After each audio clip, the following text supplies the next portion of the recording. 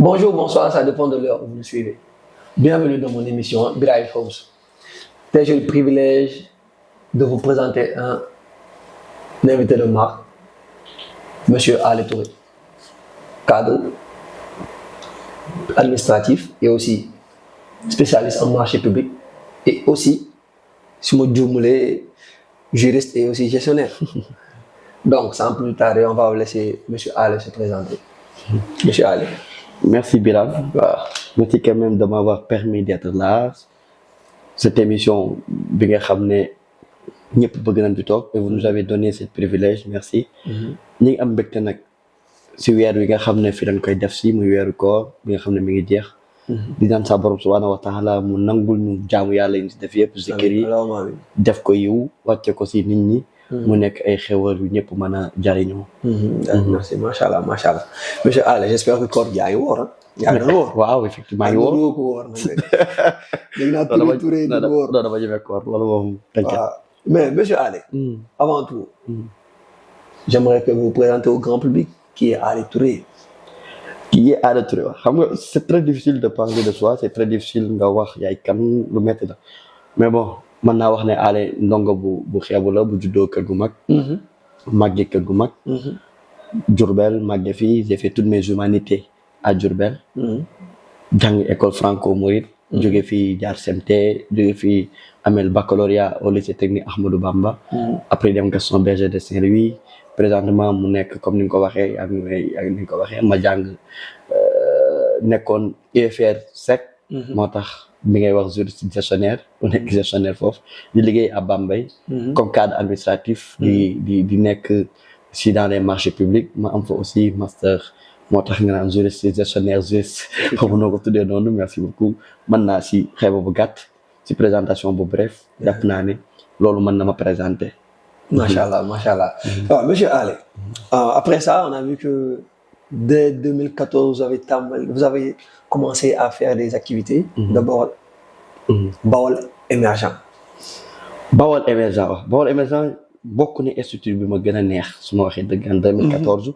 boobu maa ngi def première au lycée technique Ahmadou Bamba. ñu nekkoon un groupe d'amis. ñu gisoon que ne amoon na benn injustice bu ñu doon dund si dans les établissements scolaires à Diourbel. boobu mi ngi nekkoon si ouverture des cantines scolaires. ñu ne lu tax établissement yi nekk Diourbel. ibbiwuñ cantine scolaire te loolu dafa war a permettre élèves yi. ñu dëkk fu sori ñu mën di restaurer wu. si loolu lañ toogoon doon xalaat. ñu ne il faut ñu loolu pour ñu def ko ñu créer une structure une association bu ñu mën a tax injustice yu bari. ak yi nga xam ne dañ ko war a am te amuñu ko ñu xeex ko fa. C'était pour l'établissement ou pour les établissements de Diourbel mbir mi nag comme li ñuy wax rek peut-être idée bi njëkk na jóge ci man mais après sama gars yi ñoom Yoro Dieng ñoom Djibi Dramé ñoom Pape Balla Niang Abdou Ngom Mbeng Niang Bassirou Dia Mohamed Seck ñoom Limam gars yooyu yëpp ak Djibril Bokum ñeneen na ñu bari ay Teneng Faye ñëw si ñu ne mbir mi mën na gën a yaatu lii waruñu yam rek si année scolaire bi nan mettre quelque chose pour am yoo xam ne nañ koy defal suñu bopp defal ko Diourbel ci la Bawol émergent juddoo en 2014 mais comme première lañ nekkoon vacances ñëw ñu 2015 ñëw après ñu war a def la baccalauréat ñu ne bon nañu xaw a pause affaire yi def seen bàyyi def focus si bac bi yàlla def bi ñu amee la baccalauréat si lañ ñëwaat et structuré waat gën a dëggal Bawol émergent moo waroon Bawol émergent nekk c'est une association bu ma neex ndax da doon dox ci l'humanisme sur l'humanité doon dimbali daara yi les orphelins loolu moo nekkoon ay points stratégiques am su yum doon dox moo tax j'aime bien waaw yàlla def na Bawol émergent boobu man fa sama rappel bi ni fal di wax bi ñu paree ba ñëpp bokk ci ñu ne léegi ñu faut quelqu'un à la tête man dama dem toogoon fee di seetaan pour ñu fal kenn je me rappelle mes amis m'ont demandé comme yàlla def na ma bokkoon ci xalaat bu njëkk bi pourquoi pas nga ñëw nga porter ko eggale sa mbébét ci laa ko ñoom aussi ñu jàpp si ba léegi Bawol émergent di def des actes très concrets si jamono boobu macha allah alhamdulilahi rabbil alamin ndax doomu aadama la Diourbel waa rek moo ko mos a ñor ngir apporter ko mbir te loolu c'était très jeune moo tax mu nekk l'une des associations yu ma gën a neex si yu ma participé. Macha Allah, macha Allah. C'est-à-dire qu'après ça, vous avez eu votre bac, vous êtes parti à l'université Gaston Berger de Saint-Louis. te gis nañ ko bi nga demee Gaston Berger. da ngay nekk secrétaire général je pense de l'amicale des jeunes associations du Diourbel. Comment ça a fait pour que votre première année tac ngeen mën a dem intégrer nekk secrétaire général. xam nga pour un bleu comme je peux le dire un bleu. waaw xam nga yàlla mooy def. boo ñëwee bu dee yow da nga am benn loolu yàlla moo koy bindee doomu aadama. bu dee yow da nga bëgg parfois di defar nit ñi. di def si nit ñi quoi en fait pas defar. mais di def si nit ñi être quelqu'un qui œuvre comme ni nga koy waxee jaamu yàlla à travers les hommes. les hommes waaw. très bien quelqu'un de serviable. très bien doo ko tay bi ñu ñëwee ADGB jàng moo ñu yóbbu. focus jàng. première année bi noonu sax bokkuma ndax on m'a demandé d'intégrer le bureau de l'amicale ma ne leen bon en toute sincérité su ma sañoon ngeen bàyyi ma dinaa bokk comme ça su ma mënee def dara. mais en 2017 sama xarit Sambala Diallo que je salue de passage un grand monsieur moom moo nekkoon candidat ma moom ñoo tegandoo le même jour suñu tànk à l'UGB il m'a demandé d'intégrer son bureau de gérer le secrétariat comme secrétaire général de l'amicale. c'est la duggee. ànd ak moom liggéey bi mu liggéey fa liggéey bu am solo en 2017. véritablement ñëw def yoo xam ne yu bari Diourbel waaye soxla woon nañ ko. ñu ànd ci ak moom ci liggéey boobu noonu. loolu moo ñu intégré si dans le milieu étudiantin mën naa ko war a c'est accidentellement ndax nekku woon ñu bàyyi woon xel en toute sincérité. musul nekkoon suñu yitte ci routine quoi feuille de routine. non. c'est juste que dafa ñëw accidentellement. bañ naa sax ba sonn man ak Sambala mais après je me suis dit que ni il m'a convaincu. jàng baax na ñu jàng mais am na beneen xam-xam bu ñu war a xam si mooy comment gérer l'humain comment participer à la gestion fondamentale si doomu adama bi et aussi si ni muy doxal si dans les œuvres sociales. effectivement. donc c'est-à-dire que selon li ma bëgg a dégg. yow bi nga nekkee secrétaire général 1 an le mandat. Sambala duré. après tu as été à la tête. de l'amicale. comment ça s'est passé. waaw moom bizarre ah ndax. affaire bu bizarre ñëw secrétaire général parfois nag amicale yi. boo nekkee secrétaire général pont la pour nekk à la tête. effectivement ndax bu dee li ngay liggéey. Diourbel ñu ngi siy gis seen bopp. sa bureau ñu ngi siy gis sa bopp. facilement gars yi daal lay porter nga nekk seen candidat. bi Sambala pare on a discuté avec le bureau kat mooy nekk candidat certains ont dit allez man aussi Sambala m'a demandé pourquoi pas nga postuler wu comme candidat doon naa douter nag. ndax dama xawoon dur trop avec le bureau. ñenn sax bëgguñu woon après je me suis dit que ne am naa xalaat ci mbir mi. am naa beneen gis-gis ci mbir bi. bu ma njottu que ne war na gën a mën a soppi yenn doxalin. après ma nekk candidat. donc tu voulais mettre la pierre à l'édifice. effectivement loolu la woon après yàlla dama nekk candidat après ñu fal ma le 5 mai 2018. le 5 mai 2018 une date à retenir le 5 mai 2018. 10 jours après. être président de l'amicale. Il y a eu un drame. un drame boo xam ne touché na Sénégal képp. que maa ngi masawu encore une fois à sa famille. Feu Fallou Sène. di ko ñaanal suñu borom yërëm ko. xale ko àjjana. non du gëstu on était là on était témoin oculaire. 10 jours après ta succession loolu lépp am. muy affaire bu xaw a doy waar. ci côté émotion. surtout moom. connaissait au moins Fallou am nañu xamoon Fallou te xamoon ne c'était taaw waa këram je pense xawma un enfant de sa famille. après loolu bu amee nga toog 10 jours drame boobu am en tant que nouveau président comment tu as eu le courage de pouvoir gérer toute cette atmosphère là c'était quoi comment force bi fan nga ko jëlee bon bëri na sax yu ma si wax que ne événement boobu bëgguma di si ñëwaat si lu bari. mais ni nga ko waxee moo si am. 5 mai après le 15 mai rek après ñu perdre un camarade boo xam ne si ñun la bokk. mu nekk mbir boo xam ne ñaar moo si mën a am. assumer notre responsabilité. effectivement faire face ndax xeex la. bu bakkan rootee rek ñun ñi fi des dañu war a xeex ngir bakkan boobu ñu delloo ko cëram muy la justice. ñun était. ni nga ko waxee 10 jours affaire yi xaw na doy waar mais suñu ñaar moom la ñu jiital. muy suñu ngor d'abord. ak suñu responsabilité engagement bi ñu jëloon envers la communauté diourbelloise la communauté estudiantine. mais pardon balaa nga dagguma la. yàlla bu dee dagg mais pourquoi ngor.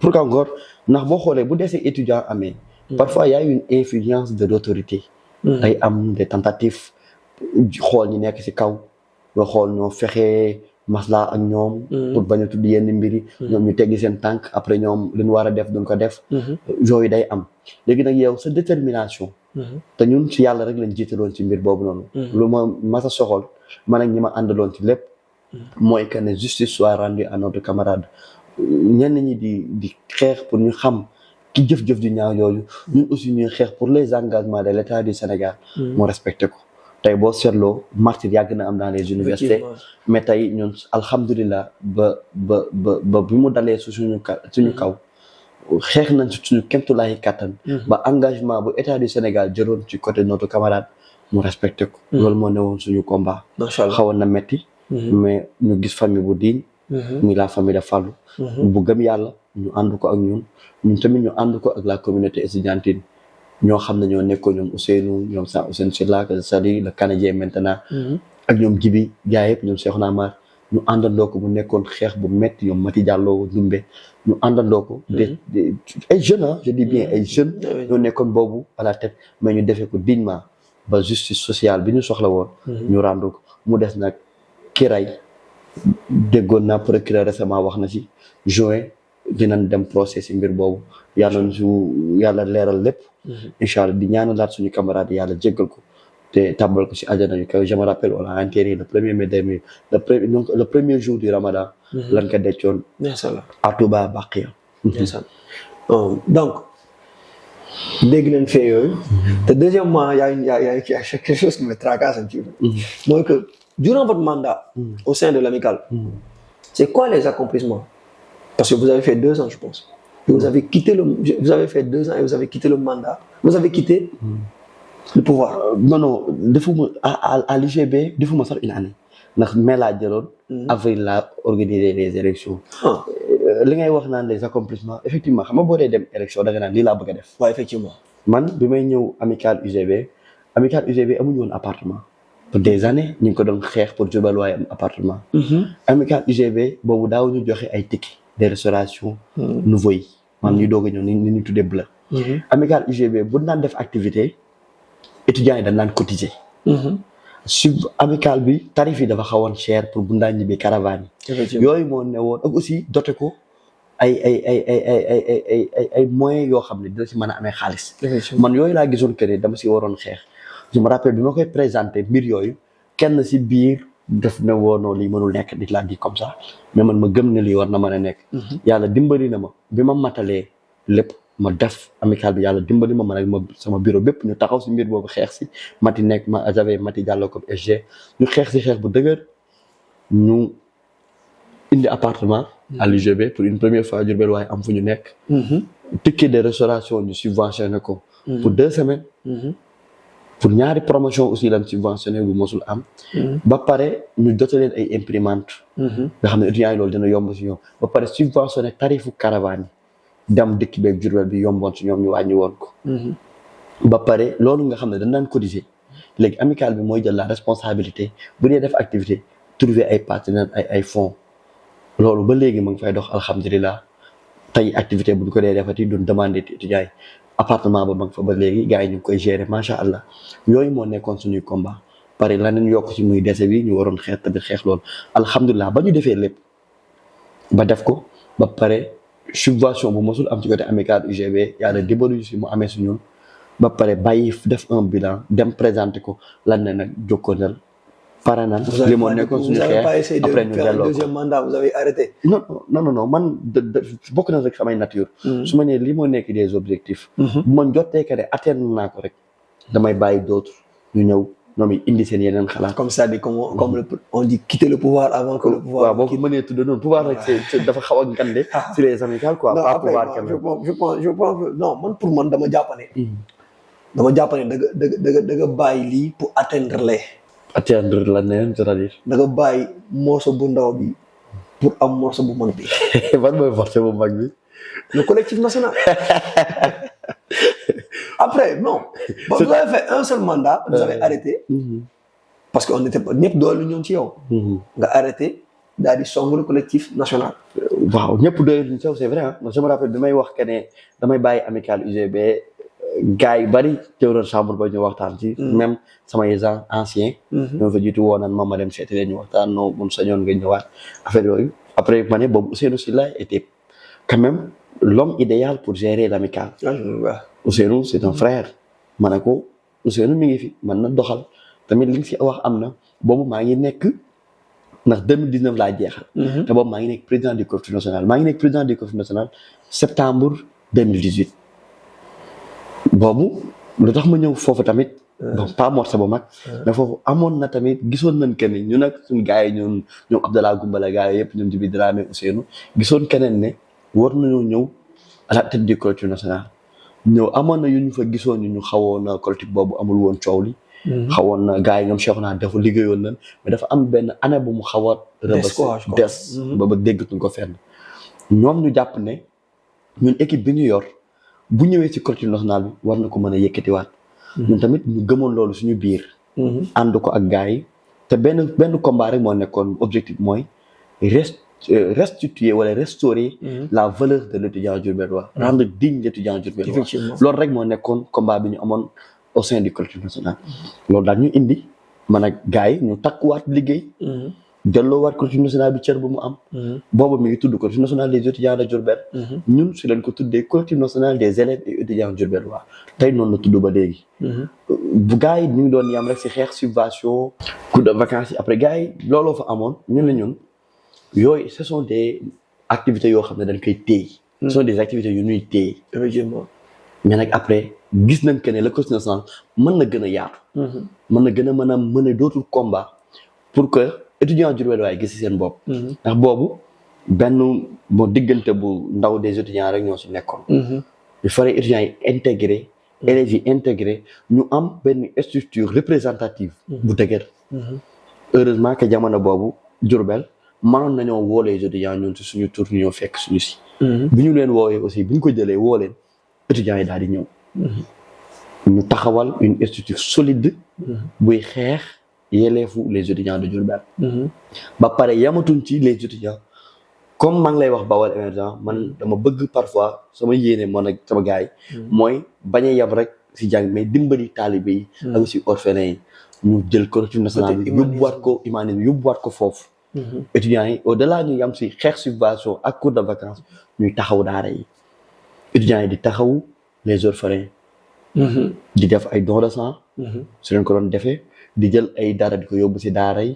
ba pare demander l'augmentation de la subvention des étudiants de Diourbel. loolu des années combat bu mas na am. mais mosul ñu si aboutir. yàlla dimbali ñu bi ñuy fekk 2 millions ñu yokk ko si ñun ba 2 millions 500. yamuñu si 2 millions 500 ñu demander que la mairie def une subvention de 10 millions aux étudiants diourbellois. mu nekkoon un combat ba loolu aussi daal di am bi ñu paree. xeex boobu entre vous le maire. mu nekk un combat bu xaw a yàgg tegante kii. ba yàlla def mu sottee si mandat wu mon frère Babacar Mboup. macha allah loolu moo nekkoon suñuy mbébét ci collectif national bi. collectif national bi dafa mujjoon nekk mbir boo xam ne sax man dama si sant sama borom ndax tey Louga je me rappelle bi may nekk à la tête du collectif national des étudiants de Diourbel. waa Louga moo demandé ñoom dañoo bëgg mettre une coordination bu mel noonu à Louga.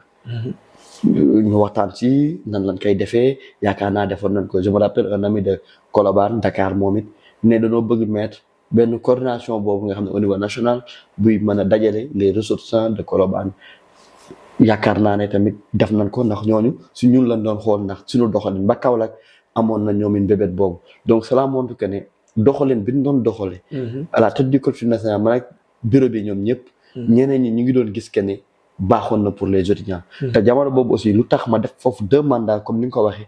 mooy que ne bi ñu paree dañuy bàyyi ñu ne waat il faut ñu defaat ndax boobu amoon na ay quelques mbir yu amoon ba bëgguñu woon mu tas bu ñu jugee rek. yàlla def ñu si leen defaat suñu 2e mandat daal di jeexal 2021 daal ci pare nag si affaire des étudiants de Diourbel. njort ne li ñu nekkoon suñu combat véritablement. pour ma taxawal dëgg-dëgg structure bu dëgër def nañ ko. boole nañ les étudiants boole nañ tous les amicales. intégré nañ ñëpp mbir mi ngi commencé dox après on a laissé nos frères tey actuellement le collectif est géré par un jeune frère Mbaye Seck muy doxal liggéey bu am solo loolu ñu ngi si sant suñu borom. je me rappelle y a aussi ay formation yu ñu doon def di ko jox étudiants yi yooyu bokk na si yu ma gën a neex ndax ça impact l'humain. pas def foo dóor fii ak non man damay bëgg muy impacter directement l'humain muy impacter directement la personne bi muy concerné te loolu sant nañ suñu borom ba et je remercie Djiby Dramé Ousseynou encore une fois ñoom Mati gars yëpp nga xam ne ñu ngi woon ci combat boobu noonu. Donc c'est-à-dire que vous avez arrêté votre mandat a été fini en 2021. Mais je viens en 2018. C'est-à-dire que en 2018 beaucoup de choses s'est passé. Waaw. Vous avez fait beaucoup de choses sont succédées. nekk nga fi secrétaire général de l'ASC Jëf Jël côté navétane si biir koñ. Maintenant balaa maa ñëw foofu noonu donc bëgg laaj comment ces succès ont été faits comment nan nga def ba nekk secrétaire général de l'ASC un très grand ASC. waaw xam nga 2018 c'est vrai que ne affaire yi 2018 nga jóge si nga nekk si amical UGB. te même année 2018 ñu demande la nga nekk président du conseil national cette même année. aussi ngay war a jël secrétaire bu sa ASC. mën naa wax ne année bu bari woon ay responsabilité la. si suñu côté. ñu si sant suñu koñ des amis ñoom Jabel ñoom Massière gaa yëpp. ndax boobu ñoom tamit gisoon nañ que ne ñi ngi doxal fee mais te boobu ñun ñu ngi si ASC bi. en tant que boobu man maa ngi football si ASC bi. mais après gisoon nañ que ne amoon nañ fu waroon gën a mën a taxawee si ASC bi. ndax ñu ngi koy def fee mais pourquoi. ñu ñëw si organisation bu ASC bi ndax Jëf Jël c'est une très grande ASC à Diourbel mais doxalin bi baaxoon na mais mënoon na gën a baax. ñu ne ñun cette génération de jeunes nañ ñëw ñu intégré si lan ma woowu je me rappelle bi ma ko fàtte boobu mi ma fekk Kër Xaadim. ci vacances la woon Kër Xaadim boobu fa lañ doon toog am comme boobu maa ngi jiite collectif national bi fa lañ doon toog di réunion di def yëpp. ñu ne ma réunion dafa am il faut nga assister bi ma ñëwee on m'a demandé d'assurer le secrétariat ma ñëw. aussi nangu ndax amul fierté bu gën a rëy loolu. sa koñ ñu ne la ASC bu toll na Jëf Jël. très jeune jamono boobu ñu ne la kaay nga dugg si fekk say mag ñoom Baye Cheikh gars yëpp ñu la président Abdoulaye Khat punkal yooyu yëpp ñoom Cheikh Babou ñoom Gora Mbaye ñoom Yoro Gumbala ñoom ñëpp. ñu ne la ñëwal nga taxawal ñu fi après ma ñëw tamit la ma fa man ma def ko ak sama xol ndax foofu bokkul foofu moom. loo mën a jiite tamit looy def ak sa koñ dara du ko dàq.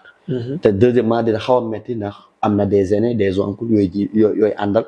mais dama ñëw ànd ak ñoom si seen rythme ndax doo ñëw rek na li ngeen def baaxul dama ànd ak ñoom seen rythme ndax li ñu doon def baax ndax mi ngi doon def ay résultats après tamit ni ma gisee mbir yi. ma koy doxalee nànk-nànk ba yàlla def si li ma njortoon ne war na mën a baax mën a gaay ñun ñu defee ko noonu ba yàlla dimbaluñu ci tey Jëf Jël. fi mu toll tey mu toll. je pense que année boobu final noonu zonal et départemental dafa mujj jël départemental personnel. macha allah loolu. mais allez monsieur Touré laa mën a wax ah. waaw Allé Touré monsieur Touré donc accomplissement yi nga def yooyu yëpp. ci diggante même pas 5 ans. après en 2021 vous avez posté quelque chose Baol émergent. En 2021 vous avez posté quelque chose. mais maa ngi jot na waaw maa ngi jot na je pense maa ngi jot na voilà maa ngi jot na. ci maa ngi jot avant maa ngi jot na bi. allez ci Covid bi gis nañ ni ngeen def benn affaire bu am solo doon joxe ay dons doon def ay affaires yu baax. surtout mais après jékki-jékki rek quelque chose de subit arrestation de monsieur Allé police tëj leen Allé bu système benn coow lu rëy ba sa wax ko génn non duñ ko fa yóbbu ak loolu. mais loolu. doo ko mën a définir. waaw xam nga Covid bi dafa ñëwoon nekk mbir mu xaw a compliqué mu daal Sénégal daal àdduna bépp. ñun boobu ñu nekk à la tête ñu nag le bureau il faut ñu xool nan lañ jàppalee Diourbel. si la doon dem si les hôpitaux. doon fa taxaw. doon jàppale personnel ba fa ne. doon jël suñu lu ñu am mu néew ñu dajale ko kër yi nga xam ne njottoon nañ ne yittewoon nañ ko ñu ànd si ak ñoom. ba bis am problème am suñu koñ si ay quarantaine. te ñun aussi mënuñu di wax nit ñi nañu fagaru ba pare di dugg si yeneen. après am coow yu ndaw yu am ñun dama yaakaar ne doonay malchance ñu arrêté ñu bokk si ñu arrêté. biñ ñu arrêté ñu xëy suba man xamoon naa ne que ne arrêté nañ ko du ci jamono boobu njotto gëmoon naa ne que ne du nekk rek luy jàll si noonu. polémique lay créé dina créer mbir ndax fi yàlla defoon. peut-être responsabilité yu ndaw yu ñu yoroon taxoon na. mu indi coow.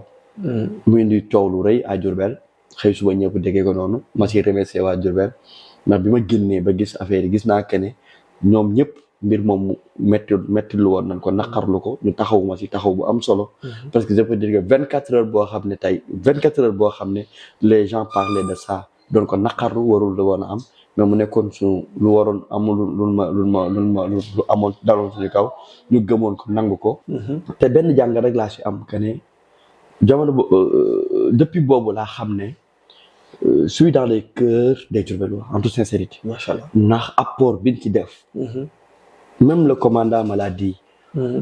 si jamono boobu même le commissaire après wax na ma ko ne ma bon bi ñu coow li bi mu amee après la ñu mesuré les xew lépp ñoom ñu wax ma ko man aussi tamit ma def si sama jàngat xam nga ne j'ai une responsabilité de ne plus may mêler wala tey may dugg si loo xam ne waruma si dugg. macha allah ndax bi may ñëw sama kër ñi ma àndaloon ay oto yu toppoon sama ginnaaw pour ñëw suñu kër si ay kilifa à Diourbel ak ñi doon woote foofu.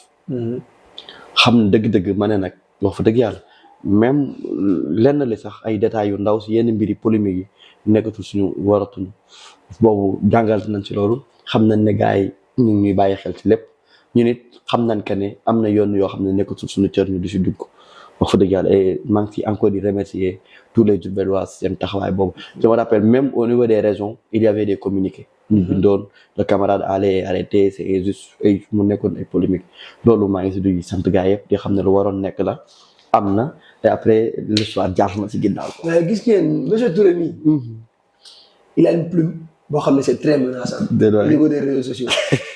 non franchement on va pas cacher les mots c'est-à-dire que waa ji dafay ne ci ginnaaw écran wala ne ci téléphone bind benn kii mën a indi polémique bu rëy gis nañ que quand tu étais au collectif national tu attaquais beaucoup d'autorités. pas attaqué non attaqué. pas attaqué quand même. te en plus tu les attaquais pas parce que non da ngeen doon attaqué directement. ba gis nañ ci attaque nga fi je parle sa mentor mais Moustapha Gueye. attaque le grand Moustapha Gueye. vous l'avez attaqué. mais allez c'était quoi pourquoi vous étiez en train d'attaquer les gens de gauche à droite. léegi il faut tamit ñu wax baatu du attaqué. man dama attaqué wu ma leen boobu dama nekk un défenseur des intérêts matériels et moraux des étudiants diourbellois. saa yu intérêt yooyu. amee lenn lu ko laal lu warul. sama responsabilité la ma taxaw faire face. effectivement. li ngay wax ni c'était une conférence de presse. waaw bu le collectif national doon def. ma nekk le président du collectif national. taxaw si mbir boobu. di ko wax ne am na yoo xam ne am na autorité yu ko doon def. te boobu jamono boobu Moussa que je salue un grand frère. que je respecte énormément et que j'aime bien. si doxalinam ak si taxawaayam à Diourbel ak aussi lu mu def Bambey defal ñu ko defal ko Diourbellois yëpp. ma ko si remercier. jamono boobu mu bokkoon ci ces autorités. man su may ñëw di wax ak Birane peut-être nag lu baax wala lu baaxul. du ma naan Ablaye je suis directement l'autorité ki nga def. boobu étudiants yi amoon na lu ñu bëggoon mu xawoon dëgër si ñoom boobu ñoo fi nekkoon des autorités ma def conférence de presse autorité bu nekk la nga sa def ak fa nga war a taxawee ma jox xar bi la sama baaraam ne diw nangam ak nangam war nga ko def diw nangam ak nangam du sa cër ba mu jeex. c'est la tuddee woon Moussa. et heureusement lui il est très compréhensif. mu recevoir le collectif national. ci lendemain ba. et on a discuté la nekkoon suñu bëgg-bëgg. mu taxaw si.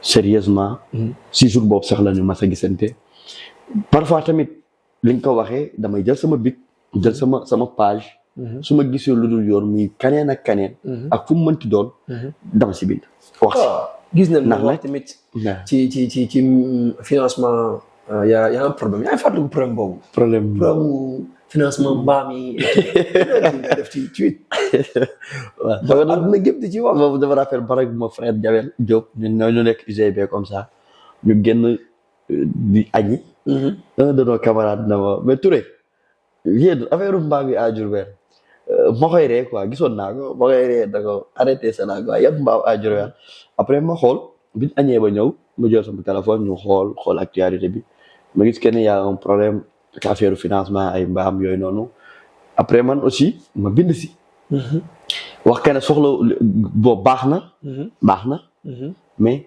am na lu gën a yittewoo ku dul lii si laa si waxe après def rek mu bëri coow. waaw ndax même bi avant ma ci wax sax bi ma ñëwee gis naa ay appels yu bëri.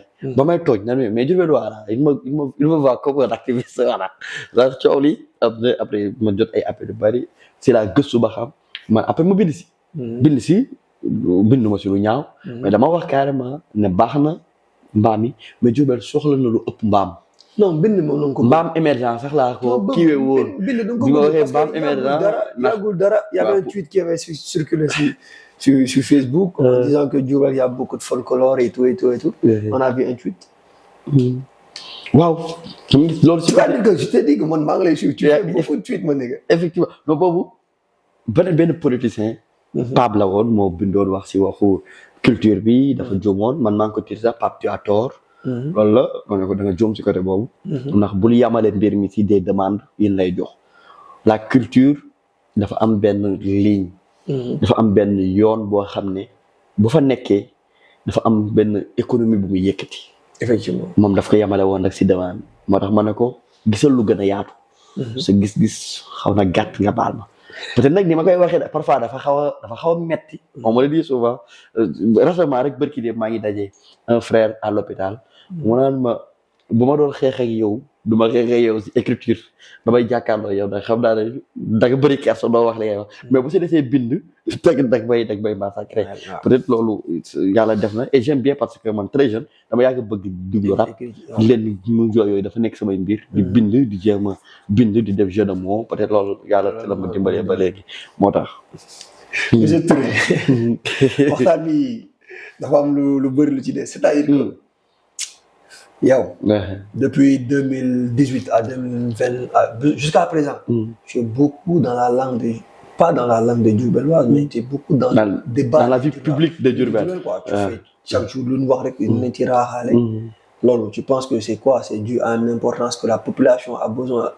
Pas besoin de toi mais te voir comme quelqu'un dans l'avenir comme un futur maire wala quelque chose de ce genre. bon loolu ñun suñu xam nga loolu lépp ngay gis. peut-être ñun ñooy am yoo xam dañ koy gis lu nekkul yoon doonu si maandu. ndax boo gisee lu nekkul yoon. nga bàyyi noonu. yow tu es responsable de cette médiocrité. effectivement. et tu es responsable si erreur yu mën a am à l'histoire. léegi nag ñun bëgguñu nekk des personnes yoo xam ne dañuy toog rek lu ñu tegoo ñu teg. effectivement. on se bat on est là pour lutter. alxuraan sax daf ko wax. laqad xalaqnaa l-insaana fi kabadin. yàlla def na dama leen a bind coono si xeex.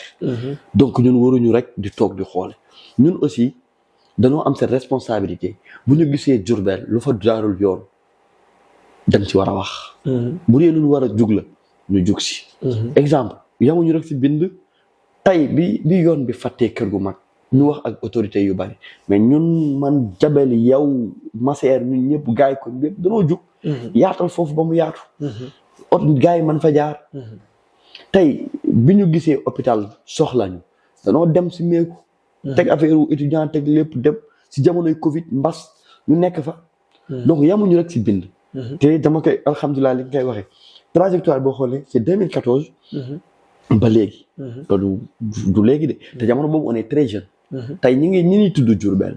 ñu ñuy tudd di ñu tudd. tey boo xoolee jamono yi âge yi ñu amoon di xeex di dugg si vie Diourbel la commune di wax lii d'accorduñ ci lii d'accord nañ. di dem ci des activités di ànd ak ñoom di xalaat di poser des actes. ñoom boobu ñu bari ñu ngi tëg seen kër di dal. donc du peut-être léegi les réseaux sociaux yi gën a saf. mais 2014 ak léegi c'est plus de ñaata 12 ans. 12 ans. boo ko génnee samay at gone gu ndaw laa. boo ko si génnee. te boobu ba léegi ñu ngi def lu ñu suñu kemtulaayi kàttan. ngir Diourbel gu jàkk ngir Diourbel gu baax. loolu rek la peut-être yàlla mooy def boo bëggul injustice. da ngay ba xeex rek. waaw moo tax parfois comme je le dis souvent je suis à l'aise dans l'adversité. parfois j'aime bien ma xeex quoi. Deuxièmement. y a quelque chose aussi qu'on doit en parler mooy que yaa jékki-jékki da nga jékki jël benn allure. ba ñëpp ci la gis comme pas un sauveur mais comme quelqu'un de nouveau. parce que politique bi ñu xamoon y a une politique bi ñu xamoon tey politique boobu da nga ko contourner. ñu bëri jàppoon nañ sax que yow. tu étais un membre à part de Pastef. parce que ni nga doon doxalee wala say ses prises de position étaient tellement radical. radicales que ñëpp na ma yaakaar ne tu es comme un membre de Pastef après njëkk gis nga def benn kii nu ma la ko mën a wax interview laa ko mën a waxee woo ay nit daal di wax benn phrase bu emblématique phrase que j'aime bien je suis timide mais je ne suis pas un peureux waaw yaa ko waxoon maa ko waxoon bi nga ko wax maa nga fa après tu as pris position ne élection maire yi di ñëw Moustapha Gueye laay àndal ça a choqué beaucoup de personnes beaucoup de personnes ont été choquées parce qu'on pensait que toi tu allais suivre ta voie nekk candidat quoi candidat mais après nag gis nga àndal Moustapha Gueye am na ñu am déception am nañu ci ñi la ci naan ñi am na ñoo xam ne tamit comprendre leen mais tey comme tu as la possibilité de pouvoir t'exprimer ici s'il te plaît mën nga leeral suñu lanterne là-dessus ni nga ko waxee loolu dama si sant sama borom bu baax xam nga 2021 la ñu démissionné à la tête du collectif national te avant ñuy démissionné 2021 dafa nekkoon année bu ñu doon préparer les élections de 2022 élections locales yi man dama xëy suba rek ñuy def sondage à Diourbel sama tur génn si ale candidat la du candidat ale candidat la du candidat coow bi bari ma xëy suba gis ko comme ça ma samp quand on parle de la mairie de Diourbel ñu siy tudd gone goo xam ne mi ngi jiite étudiants yi coow bi bari si laa waxee ne man dama am mandat syndical sañu ma prononcé wu si politique maanu si ba sama mandat jeex ma démissionné def bilan rendre lépp mu clair ma bàyyi libre bi ma libéré ba pare def naa tour si des universités dajeeg sama gars yëpp waxtaan ak ñoom après lu nekkoon ci coow li mooy débat boobu parce que nit ñi gis nañ may def tour yi après on dit que ne Alda nekk candidat à la mairie de Diourbel après ma ne bon comme tollu na fii tamit te ñun gis nañ ay gis yeneen yoo xam ne war na mën a soppi mbir nan la ñuy def du man kese may décider tu Alla Touré bi toog fii rek après mooy toog xëy suba ne non lii la non mais y a derrière nous des personnes très responsables ñu ni àndal si lépp effectivement ñu toog ñu waxtaan ci jamono boobu noonu ñu ne la candidature est là mais les candidats sont là dañuy dem wala dafa am ku ñuy àndal boobu Moustapha mi ngi bëgg nekk président conseil départemental bi ñu xoolee jamono yooyu yëpp boo gisoon sama test dama ne danoo je me rappelle de parler de l'intergénérationnel yaakaar naa noonu laa ko tudde woon ma demandé woon une convergence de notre génération pour jàppale un jeune mu jëm ci kaw ñu nangu ko bi ñu waxtaanee ba pare bi ñu xoolee ñu ne Moustapha moo fi nekk comme cette jeune bu doon incarner valeurs yi ñu doon incarner après ñu ne naan ànd ak Moustapha léegi nag Diourbel waay yu bari ñu ngi doon gis ma génn ne je suis candidat en toute sincérité ndax bu ñu woon a polémique bu bari bi ma waxtaan ak ñi ma war a waxtaan def tuur yi ba pare ñu ne Moustapha moo nekk candidat bi man Moustapha yàgg na ma demandé pour ma ñëw jaar ko faneen ak yooyu après man ba ma koy fekk di sax maa ko fekk keroog ànd ak Jabel Diop je me rappelle bien le mot bi mu wax bi mu génnee gis ma toog saalam mu egsi ma di Alla Touré on dirait que yaay star bi quoi ma ne ko gàll star doo tax nga wax loolu mu ne ma bon yaakaaruma woon di nga ñëw ma ne ko si man su ma waxtaanee ñi ma war a waxtaanal bañu na ma nangam la rek ma pesé ko xam ne mën na ne si laa demee ma ànd ak moom ne ko je me rappelle bien lu ma ko waxoon mu ne ma si noonu la ñuy àndee ma ne ko damay ànd ak yow pour que nga changer notre département il m'a reposé la question ci naka ak naka lañ war a àndee pour defar affaire yi ma ne ko rassurez-vous je serai à vos côtés pour un changement dans notre département sinon la ñu àndee man ak Aliou Fall jour boobu ak Jabel ñu waxtaan pour jàppale ko ndax boobu il était jeune te manoon na mbiri gisoon nañ ko taxawaay bi mu taxawaay Bambey rafetoon na jàppoon nañ ne c'était un bon profil pour Diourbel si lañ dem àndee ak moom alhamdulilah te rëccuwuñ ko amoon na xaalis moom tax nga dem daal. xam nga quelqu'un bu bañ 2018 foofu la xaalis mënoon amee te coow du am. c'est très petit de tey yamoon na ay affaire xaalis mosuma si kii nga def ay. maa ñu tuuti waaye ñaata ci ñaata. non loolu du sérieux du wax yaa ngi dégg. ma nga bañ loolu. bi ngay pare à la tête des ñi nga jiite yëpp dafa fekkoon 100 francs bàyyi fa 200 000 300 000. ba pare def bilan bu leer jox leen kooku xaalis taxu ko ju. jamono bi ñuy wax maa ngi gérer sama entreprise di jàng. man tooguma rek di xoole. dama doon gérer sama entreprise. di jàng di doon lijjanti samay mbiru bopp muy man ak ñi ma war a taxawu si mbir yooyu noonu. kon kooku mu am xaalis nga mënoo ko dig postu bu ko war boo xam ne mën na grâce man. c'est ñu xamul rek ñoo koy wax mais ña fekk woon jotaay ba. xam nañ que ne ça n'a jamais été une question ci waxtaanu ay poste ak i nangam soo am na mais par sa générosité mais soit c'est quelqu'un bu généreux. bu yaatu.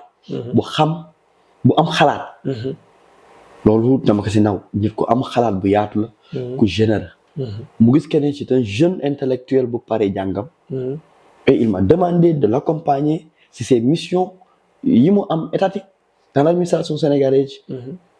ñu ànd si ak moom taxawaal ko fa tamit di fa liggéey. ba tey ñu nekk foofu di fa liggéey comme cadre administratif. Il y a une question que et je le remercie énormément si cette acte si xaaral foofu c'est très important. je le remercie énormément ndax bu mënoon na yem si samay wax ñu ànd mu jeex mais moom gis que ne am na fu ma mën a taxawoo. mu taxaw foofu te def na ko ñu bari. ma ko si sant bu baax. chaque jour je le dis dama ko siy remercier ndax c'est quelqu'un que je respecte énormément xam na loolu bu baax xam ne fan la toll si man. waaw macha allah. te gis naa ko ci da nga ko posé benn question ne ko comment faire il t'a posé une question comment faire pour. waaw bon xam nga Moussa il est très intelligent. waaw mais aussi. waaw man si ñu la gisee ay mbir. mën naa wax ne. bo canal bi ñu nekk nii quoi. man loolu laay gis. du ma jéem a créer lu mënul ne sama bopp. damaa dem pour ànd ak moom mu gagné. looloo ma indi. looloo ma indi quoi ma c'est là pour le résultat. yow da nga koo ne tamit yow da nga koo ne carrément que dama bëgg nga gagner pour changer. nga gagner pour changer. notre département. mais c'est quoi le problème de notre département en fait. waaw xam nga Diourbel. comment faire pour changer notre département en fait. xam nga département ak commune bi xam nga bokkul. waaw la commune. je parle pas de la commune. du département bu département mooy les communes environnantes yu ñu wër. waaw bokk si Diourbel région de Diourbel. on parle de Diourbel bokk si département de Diourbel. on parle de Diourbel. ñooñu dañ ko war a synchroniser. jàppale l'hôpital. xam nga wax naa la man nekkoon naa hôpital. xam naa comment te loolu si ay responsabilité am la tey bu nekk président conseil départemental. taxawu la football comme stade bi. yooyu si ay responsabilité am la. plateau médical. au football bi. synchroniser les communes. loolu si responsabilité am la. te ma gisoon naa que ne ñun dañoo war a daje woon mu synchroniser am département bi dajaloo am bloc. ba pare mën a taxawu l'hôpital régional. effectivement. te moom amoon na xel yooyu xalaat yooyu ndax ni mu ko doxalee. à Bambey bu ko tegee loxo. si notre département mbiri day dox. loolu moo nekkoon le choix. pas si jox fee nit non. Moussa avait un programme pour changer le plateau médical je me rappelle bien loolu ça m'a beaucoup bokk na si lu ma gënoon a touché. changer le plateau médical de notre hôpital. yaa ngi dégg fexe ba dajale le département. ñu am benn politique commune yooyu daf ma gondi woon ci ay waxam. macha allah te bu ci mu nekk jeune nekk un natif de Kër gu mag. monsieur Touré. fan yii dama gis naa nga tweeté benn bis quoi ne tu rêves d'un Diourbel prospère et tout. c'est un rêve où vous êtes dans la réalité c'est-à-dire que da nga koy rêver. wala yow sa rêve être maire. non faaw nga wax ñu lay termes muy leer soit nga nekk maire. da nga bëgg a nekk maire. wala jiite conseil département bi. wala tu veux juste être à l'aise simple. xam nga dama bind. mën naa ko bind. yaa ko bind. ba pare ba pare signature bi. damay gis ne pas yow sax mais sa entourage. à chaque fois damay gis une bi ATDL. 27. waaw faaw nga jox ma signification bi. ba pare wax ma ne yow c'est quoi explique-moi. xam nga boo xoolee yoon bi. yoon bi boo ko xoolee. man vie publique du Diourbel dama siy ñëwaat maanaam du 2022 laa si nekk ak 2020. Parfois da ngay gis nit ñu xamuñu sax dañ naan kii demul si ay cant nangam. Man du 2022 du maanaam nit moomu dugal si vie publique gu Diourbel. wala ay xibet ki nangam ay am. non loolu moom. non damay ñëw. s'il te plaît waxaat ko parce que gars yi dana ne fel naa mais waxaat ko ñu dégg ko. je dis que de man. waaw vie publique gu Diourbel. bi ma siy dugg pour xeex injustice la woon 2014. di si nekk ñu ma siy tudd. du 2022 laa nekk fenn wala xbet ba yor dara ñëw pour dugg si non. kon y a des gens yoo xam ne non pour wax ne man dama si nekk. du politique bi moom ma si dugal. dama nekkoon pour xeex dara. macha allah pour defar mu baax. tey bu ñu demee ba 2021 on parlait d'une éventuelle candidature d'Alé Touré. ñu ñëwaat ba 2027 di ñëw. 2026 tey ma bind ne je rêve d'un Diourbel prospère. mais kooku a toute la légitimité. de rêver d'un Diourbel prospère si jaar-jaar bi rek. waaw te la légitimité je suis d'accord avec toi waxuma ko pour dara. mais j'ai la fierté. sans pour kii mais ma tàllal fi ñu jaar. ñeneen tàllal seen jaar. ñu xool at yi ma am di fa taxaw. ak ñoom at yi ñu am ñëw. wallaay doo si gis kenn. ñu bari danoo dem ba mos. ngir gën a bëgg a mos. yëkkati seen loxo. man mosuma jéemuma mos. dama gis lu dul woon yoon. jàpp ne am naa xalaat bu rafet bu sell. ma di ko indi te si étape bu ma tollaloon. dugal naa si tey bu doon ëpp sër la jël naa ñaw si lu mel noonu mu jàkk. léegi nag fi ñu toll. ñu ngi jëm 2027. ma rêvé. ne kat bu ma gënt naa Diourbel bu baax. Diourbel boo xam ne ay jeunes am dañuy am solo ñu jàpp. Diourbel boo xam ne économie am du yamati rek si marché. Diourbel boo xam ne ay doomam du ñu yam ragati si dawal jagarta. ay entrepreneur am duñ leen piétiner. loolu laa bindoon. signé ko Alé Touré Diourbel 27. mais Diourbel boobu laa rêvé. Diourbel boobu nga rêvé. Diourbel bu jag boobu laa rêvé. 2025 je pense que moom mooy élection locale yi. comme ça pour moi léegi nag rêvé. Diourbel boobu. est-ce que c'est une déclaration de candidature. waaw. loolu dama koy bàyyi gars yi. non. ce n'est pas une déclaration dinaa wax ne ce n'est pas une déclaration. c'est pas une déclaration. ndax incha allah man lu may def rek dama naan lii maag bi may ànd ak Moussa. dama xëy suba bi ma waxee ñëpp ba pare ma bind que ne je vais soutenir la candidature de Moustapha Guèye. waaw ba pare xeex ak moom depuis des années ànd ak moom sur le terrain. di xeex ak moom ba léegi di ko jàppale. incha allah. bu la jot bi bu le moment est venu. pour dire que je serai candidat ou pas. je vais l'assumer entièrement. sànq da nga ma wax que ne dama waxoon ne je suis très timide. je suis pas un peur. c'est vrai. je suis très timide c'est vrai. je suis pas un peur. et je suis quelqu'un qui assume. waxuma ñi ma xamul de mais ñi ma xam. que ñu ànd si lépp xam nañ que ne je suis quelqu'un qui assume ses positions. te je suis un aventurier. un aventurier mooy koo xam ne day xalaat yu su sori ta mu jag ta baax. Diourbel boobu laa yéene te bëgg naa bu ñuy tabax Diourbel boobu. du ma nekk kuy koo xam ne rek day yam si indi suuf beeg ndox bi. dama bëgg nekk ki yot turel bi fa laay yam si wax ci. maa sa teg xel mi deuxièmement bi. gis naa dégg naa amoon na benn bis. j'étais près du maire. avec un ami il a dit que Alé Touré était le candidat idéal pour le poste de Diourbel. Ça fait maintenant plus de 3 ans. Il a dit ça. Il a dit ça. Le maire Malick. Et le maire Malick. C'était quoi votre relation en fait? Pourquoi Malick on a de très belles relations c'est un parent mën naa kaa wax. bi may nekk à la tête des étudiants yëpp boobu moo nekk maire. parfois ñu xeex. parfois ñu kiiwante mais quelqu'un bu ma soutenir la si samay élection pas samay élection boog samay mandat du moins pour ne pas dire des élections ndax loolu mënu si dara en fait mais si sama doxalin bi ñu soxla daan nañu ko yombalal bu baax bon bu dee nag moom mi yor maire yi de Diourbel. peut-être xam foo ko déggee moom moo wax loolu.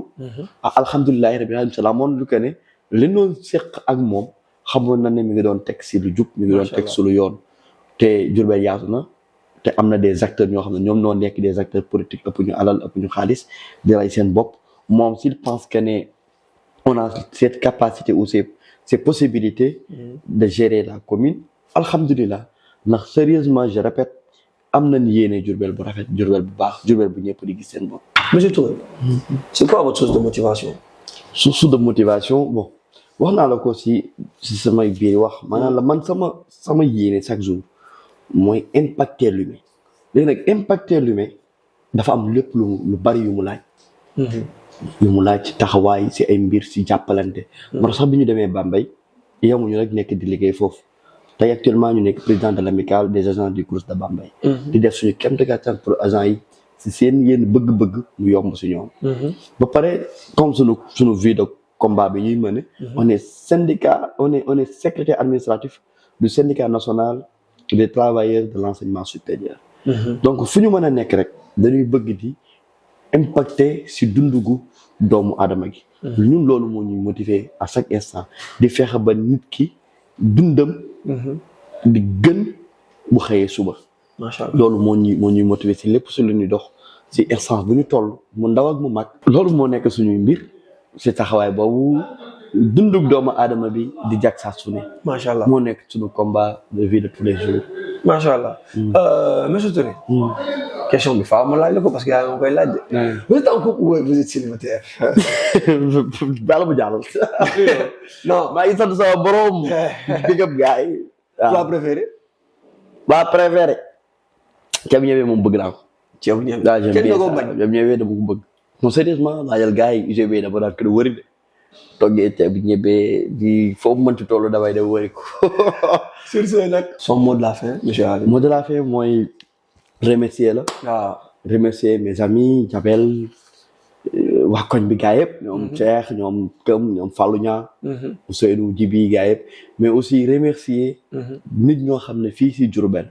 tey dama leen di safoo dama leen di samay kilifa la. tey su ma waxee Serigne Mahfous Mbacké. macha allah nga xam ne sànq bi ngay wax 2018 mu taxaw ñu fa. loolu gën a jegele suñuy mbir. mu taxaw ma fa taxaw bu am solo. ba léegi nii mu may taxaw si lépp. Serigne Askanji mu nekk sama kilifa sama xarit ci taxawaay bu am solo. Serigne Dan Mbacké. macha allah le docteur Pape Fary Sey. Cheikhna Amar ñooñu nga xam ne su ñu nekk rek ñu ngi si duñu taxaw maa ngi leen di nuyu. di leen jox seen wàccuwaay. di leen remercier encore. si coono yi leen di teg ñu ngi koy jéggalu bu baaxaat di leen bëgge ak le Canadien Ousseynou Sylla ñun Djibi Dramé gars yi waaw su ma limee Dioum Pape Balla maa ngi leen di bëgge Mati Diallo Adja Dumbe la grande Dumbe maa ngi leen di bëgge sérieusement di bëgge waa ASC Jëf Jël di jox gars yi rendez-vous au phase nationale dem jëli ndam li daal di ñëwaat yëngal macha allah ay waa Diourbel aussi je vous donne rendez-vous ñoom it ndax xam naa bëgg nañ ñu wax clairement si suñu tey war nañ ci dañuy dem ak duñu dem war nañ ci wax loolu na sa xel dal incha allah dinañ ko fi lañ koy waxee su boobaa wala si beneen kii mais jàppal ne di nga bokk si ñu njëkk informé. macha allah te on dira au Diourbellois 2027 lan mooy nekk taxawaay bi. macha allah incha allah et merci beaucoup.